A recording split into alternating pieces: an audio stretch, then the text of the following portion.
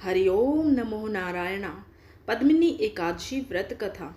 धर्मराज युधिष्ठिर कहने लगे कि हे जनार्दन, आपने सभी एकादशियों का विस्तार पूर्वक वर्णन कर मुझे सुनाया, अतः अब आप कृपा करके मुझे अधिक मास के शुक्ल पक्ष की एकादशी का क्या नाम है तथा उसकी विधि क्या है, इन सब के बारे में बताइए। श्री कृष्ण भगवान बोले, हे राजन, अधिक मास में शुक्ल पक्ष में जो एकादशी आती है वह पद्मिनी अर्थात कमला एकादशी कहलाती है। वैसे तो प्रत्येक वर्ष 24 एकादशियां होती हैं। जब अधिक मास या मलमास आता है तब इनकी संख्या बढ़कर 26 हो जाती है। अधिक मास या मलमास को जोड़कर वर्ष में 26 एकादशियां होती हैं। अधिक मास में 2 एकादशियां होती हैं, जो पद्मिनी एकादशी शुक्ल पक्ष में और परमा एकादशी कृष्ण पक्ष के नाम से जानी जाती है।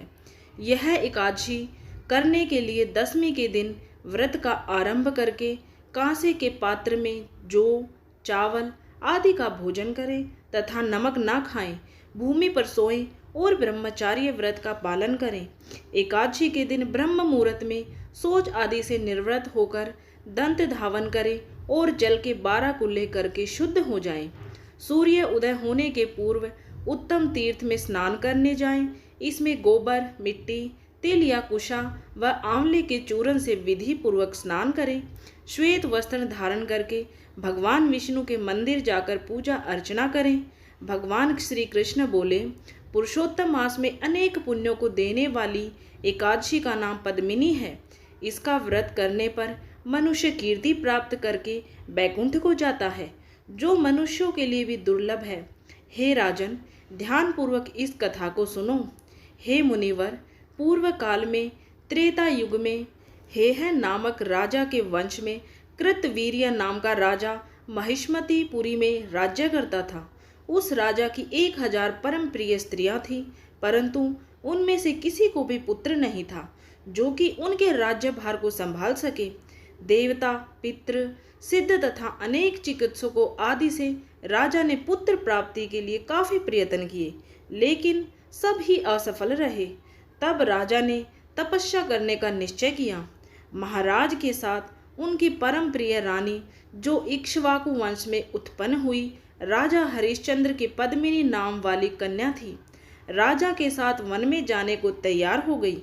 दोनों अपने मंत्री को राज्यभार सौंपकर राजसी वेश त्याग कर गंधमादन पर्वत पर तपस्या करने चले गए। राजा ने उस पर्वत पर 10,000 वर्ष तक तप किया, परंतु फिर भी पुत्र प्राप्ति नहीं हुई। तब पतिव्रता रानी कमल नयनी पद्मिनी से अनुसूया ने कहा, 12 मास से अधिक महत्वपूर्ण मलमास होता है, जो 32 मास पश्चात आता है। उसमें द्वादशी युक्त पद्मिनी शुक्ल पक्ष की एकादशी का जागरण समेत व्रत करने से तुम्हारी सारी मनोकामनाएं पूर्ण होंगी। इस व्रत के करने से भगवान तुम पर प्रसन्न होकर तुम्हें शीघ्र ही पुत्र देंगे। रानी पद्मिनी ने पुत्र प्राप्ति की इच्छा से एकादशी का व्रत किया। वह एकादशी को निराहार रहकर रात्रि जागरण करती। इस व्रत से प्रसन्न होकर भगवान श्री हरि विष्णु ने उन्हें पुत्र प्राप्ति का वरदान दिया। इसी के प्रभाव से पद्मिनी के घर कार्तवीर्य उत्पन्न हुए, जो बलवासमान तीनों लोकों में कोई बलवान नहीं था। तीनों लोकों में भगवान के सिवा उनको जीतने का सामर्थ्य किसी में भी नहीं था। सो हे नारद, जिन मनुष्यों ने मलमास शुक्ल पक्ष एकादशी का व्रत किया है, जो संपूर्ण कथा को पढ़ते या सुनते हैं, वे भी यश के भागी होकर विष्णु लोक को प्राप्त होते हैं।